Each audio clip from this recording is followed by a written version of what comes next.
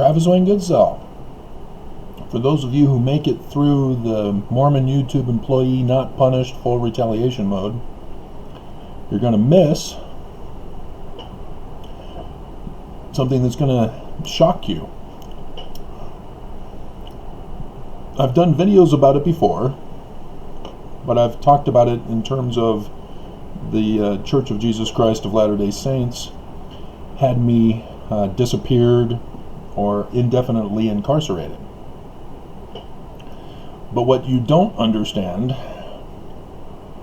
or may not have made the connection to, is that the Church of Jesus Christ of Latter-day Saints paid to have me assassinated. I caught them. I showed you the pictures at the beginning. And what did they try to assassinate me for? Yep. Being a translator.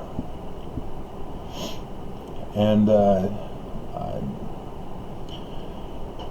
so yeah, this is not the reason why I left the church.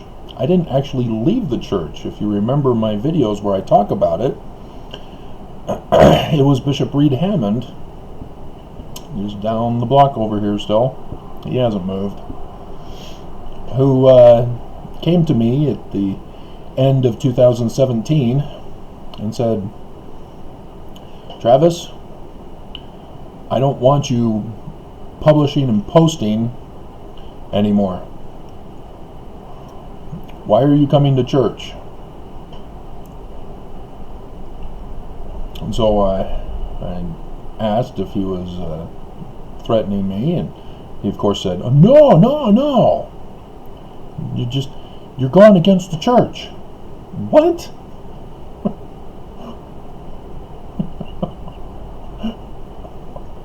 Again, it was for translation.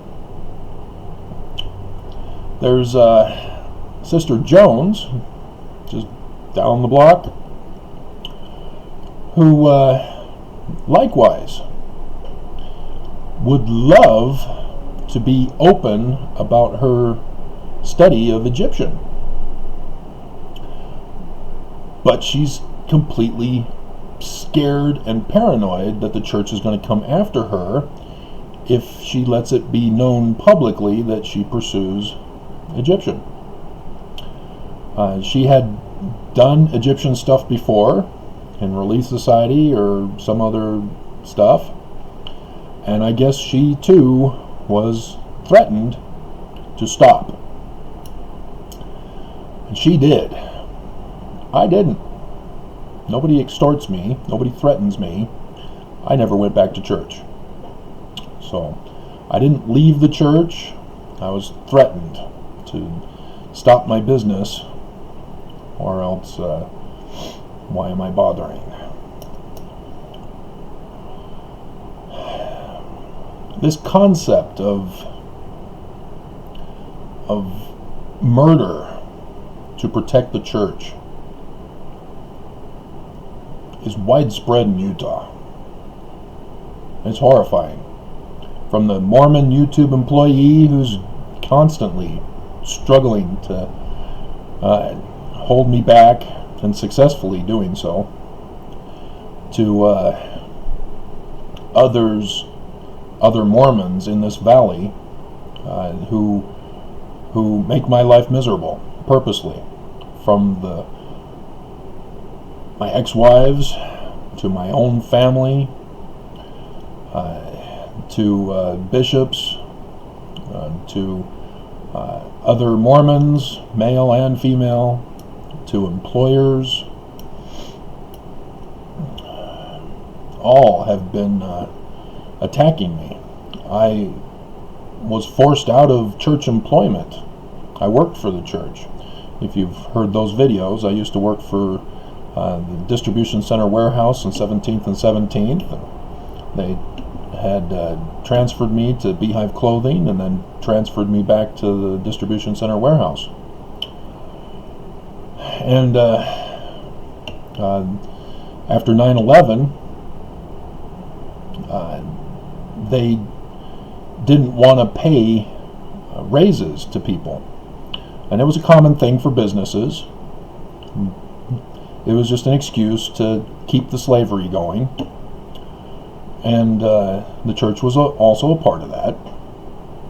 And so my supervisor says, you're not going to get a raise this coming year because of 9/11, and so I'm going to have to put down on your work performance that you did not meet expectations, so that we can justify this. I wasn't having any of it.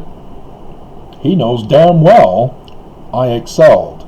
I was transferred back to the distribution center warehouse because I had saved the church millions with my redesign of the Beehive warehouse to fit into their plans for what they wanted to be done with that place and with the distribution center warehouse. And so they didn't care. And so I was chased off the job as he ran out of the room screaming, I want him fired! Get him fired! I don't want him working with me ever again! All I said is, you lie. And that set him off, because he did. He lied. And he told me he was lying on my record that I was underperforming. I was excelled and helped save the church lots and lots of money, but they didn't want to put that on my record. And so I never went back. Claimed sick leave for 2 weeks. And then when they called me at the end of the 2 weeks, I said, no, I'm not coming back. They were going to transfer me to be some kind of a janitor, dusting off the plastic trees. God. Screw them. So then I went to work for Blockbuster, which I told you about here in the video that's uploading. Or processing now, 4 minutes left.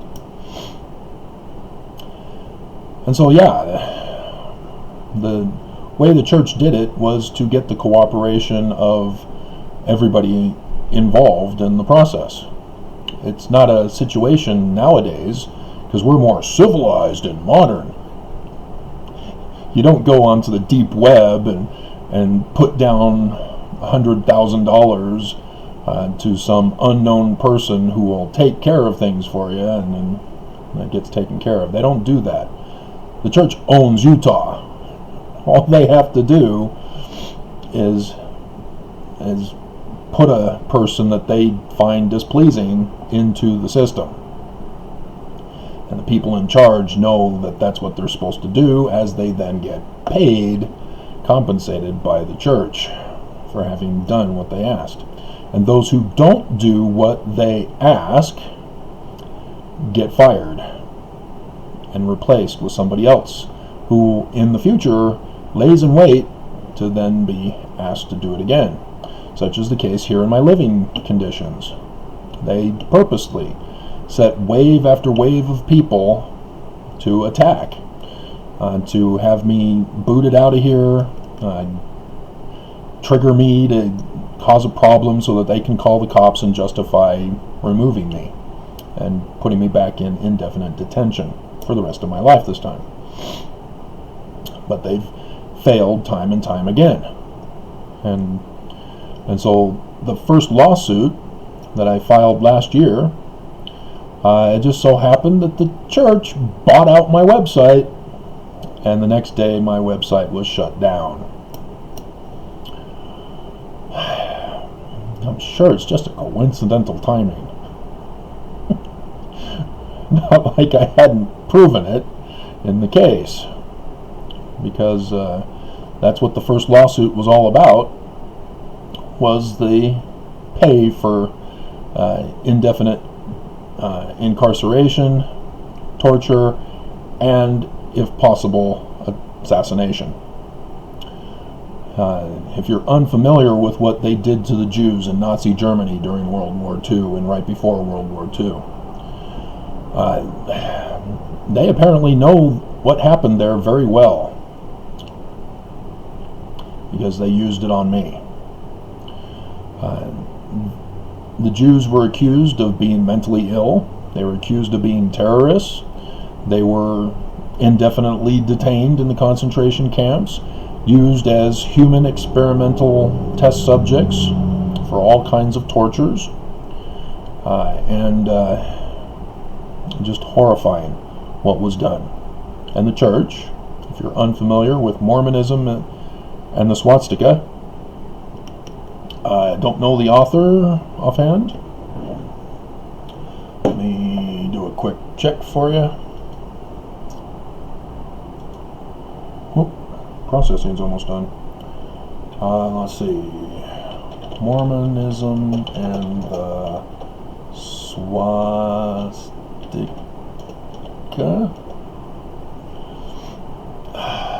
Okay, David Conley Nelson.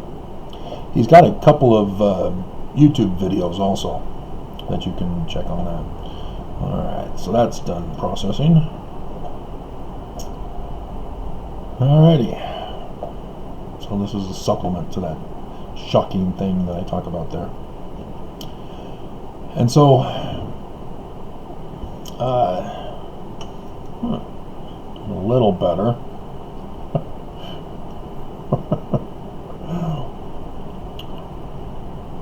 And so, yeah, the church did that to me.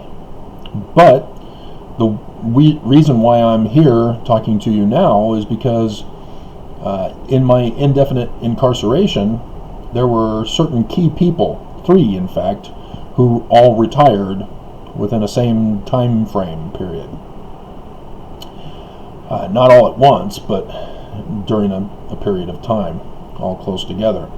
And that resulted in new people coming in, and apparently they couldn't put it on the records, torture this guy, deny everything to this guy, make sure he suffers, make sure he never leaves, because the new people were unaware of what was going on. As changes were made, and sure enough, I was found to no longer need to be indefinitely detained and released. Oops! That shocked everybody who knew what was supposed to be done to me. And so they had to have me checked by another person, and he had no choice, because brand new person hired, you can't throw them under the bus. So here I am. But they've been trying to keep me enslaved ever since. As again, people retire or quit, move on to another job, and so the new people, see ya. And so they didn't like that, because they knew that they were supposed to keep me incarcerated, keep me controlled.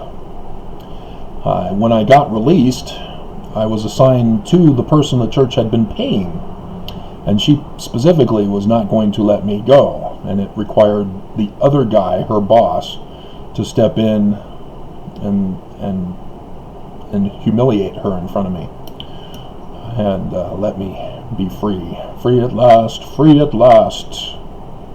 Now we are free from Gladiator. But yeah, they still have been attacking, because the church wants it done. So the death threats by my property manager that I've been talking about, all from the church. They gave the orders. And it wasn't directly to the property manager. It was through it's through a chain, so that it is separated, distanced from the church as the ones responsible. But during a lawsuit where all involved are in the lawsuit, that takes balls. Great balls of fire. And so, yeah, the first lawsuit was all about the paying to have me indefinitely detained and tortured and assassinated if possible. And Judge Waddups, the chief judge of that case, dismissed it because he said that I was using ad hominem. And the ad hominem was the pointing out of the carved-in stone evidence on the temple in Salt Lake City, Temple Square, headquarters for the Church of Jesus Christ of Latter-day Saints, the inverted pentagram. And so the second lawsuit that I'm doing is about the judges in the federal courts being compromised to allow the church to get away with attempted murder, and murder even, as the coronavirus is also being used in here as their weapon to have me assassinated. And in the process is murdering all of you guys, holding you hostage to receive a vaccine in order to be cured of something that should never have escalated. We were purposely attacked on this, and financially extorted as well, as Mormons are forced to pay tithing, but also with the financial struggles that we're all going through, as the church and the big corporations are making mega bucks during this coronavirus. And so again, the Mormon assigned judges were doing the same thing, trying to dismiss my case, and I've thrown it back at them and said, hey, I'm following the pro se litigant guide.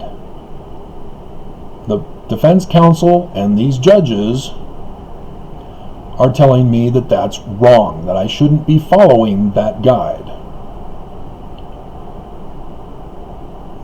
So now they're stuck because their fallback position has now been challenged.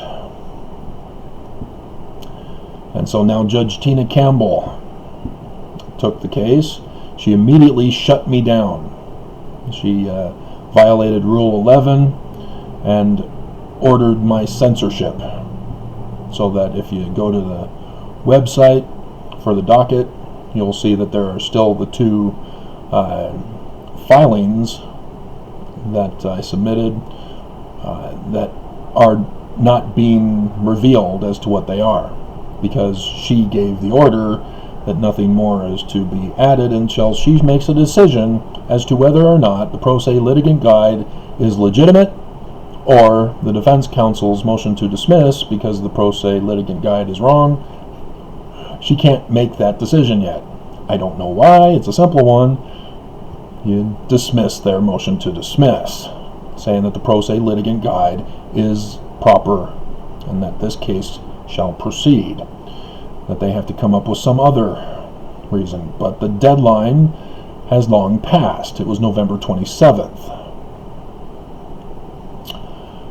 And so here we are, 1 month later, going on to 2, as she didn't decide on that one. The other one is my final judgment motion with prejudice, because I've proven my case. Got 3 judges to recuse themselves, as it's confirmed that the previous judge, Judge Waddups, in the other case, along with Judge Oberg and Judge First, all were compromised by the church, and so and she's sitting on that one because it was given to the chief judge, and the chief judge wanted nothing to do with that decision. Passed it back to Campbell. So he sort of threw me under the bus, but it got put on the docket. You can see it. And then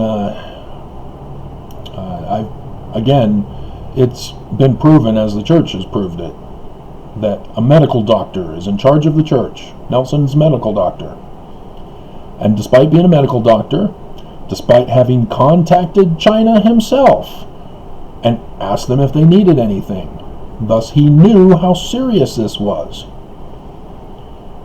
And yet, he didn't give anything to us, and he helped to spread and escalate the virus. Church is still open. We've still got a raging pandemic. Our percentages are still increasing. Last week, 28%. This week will be the results of Christmas. And we've got the vaccine going, but they're holding back on a number of the vaccines. We were given about 23 or 30,000, I think 30,000 approximately from the Pfizer vaccine. And then we now have over 70,000. So that's probably the Moderna or whatever the other one is. But our vaccination numbers are still low. For Pfizer, they can only do half, but they didn't do that. They waited for Moderna to finally reach the halfway point for Pfizer. And then over the Christmas weekend, they tanked in number of testing. And it's like they didn't even bother to do anything about it. Said, you guys all get vacation now.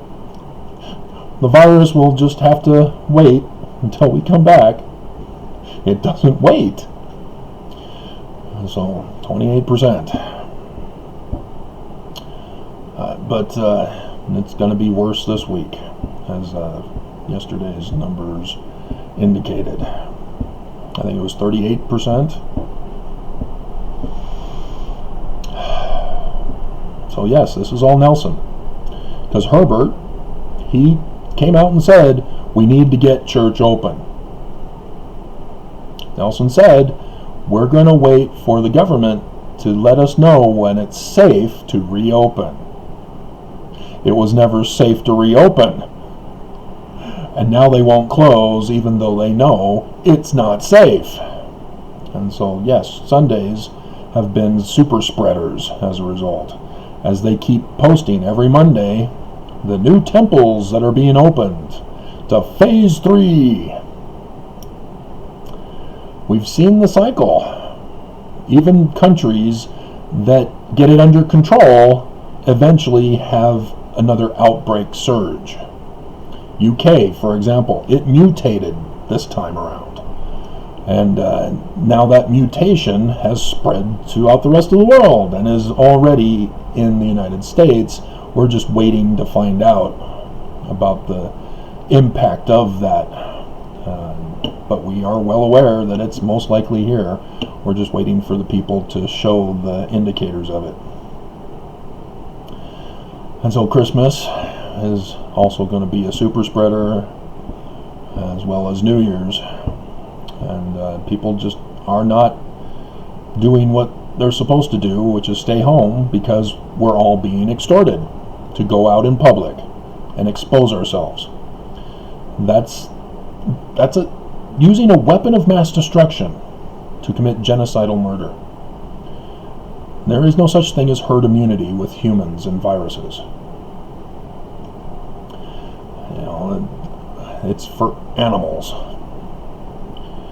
And we're not animals, we're human beings.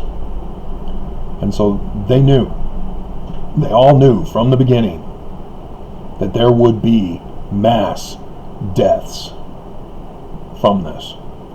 And yet they still helped spread and escalate it. And so that's what the second lawsuit is all about. And I've clearly won, haven't I? I've proven my case. And nonetheless, Judge Tina Campbell has taken off for vacation and is refusing to do what she needs to do, and that is turn on all the other federal judges, as well as the church, who gave her her job. And now she's being put to the test. Is she going to give in to the compromat that she's been placed under by the church? Or is she going to do the right thing and save America? And interesting that it's all in her hands. And so yes, throughout my life, women have been in positions to determine the outcome of my life.